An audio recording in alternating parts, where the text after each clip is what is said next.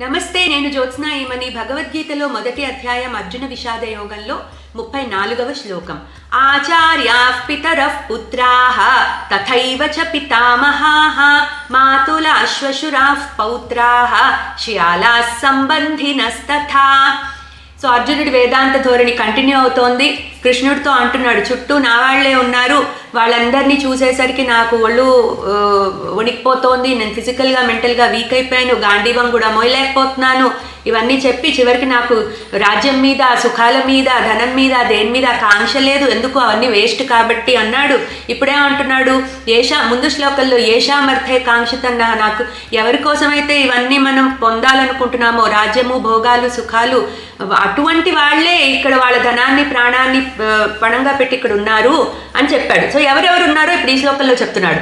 ఆచార్య పితర పుత్రాహ, ఆచార్యులు, తండ్రులు, పినతండ్రులు, పెదతండ్రులు, వాళ్ళందరూ, పుత్రాహ కొడుకులు, ఆచార్య పితర పుత్రాహ తథైవ చ పితామహాః, తాతలు కూడా ఉన్నారు, మాతుల అంటే మేనమామలు, మాతుల శ్వశుర అంటే పిల్లనిచ్చిన వాళ్ళు అంటే ఇన్లాస్, మాతుల శ్వశుర పౌత్ర గ్రాండ్ సన్స్, గ్రాండ్ చిల్డ్రన్ అందరూ ఉన్నారు అంటే మనవళ్ళు, శ్వశురా పౌత్ర శ్యాలా సంబంధినస్తథ, శ్యాలా అంటే భావమర్దులు, సంబంధినస్తథ చుట్టూతా కూడా మనకి బంధువులే కనిపిస్తున్నారు. అటువంటి వాళ్ళందరూ నా వాళ్ళు, ఎవరి కోసమైతే నేను యుద్ధం చేసి ఈ ధనాన్ని సంపాదించాలనుకుంటున్నానో, రాజ్యాన్ని సంపాదించాలనుకుంటున్నానో, అటువంటి వాళ్ళందరూ కూడా వాళ్ళ ధనాన్ని, ప్రాణాన్ని పణంగా పెట్టి ఇక్కడ ఉన్నారు.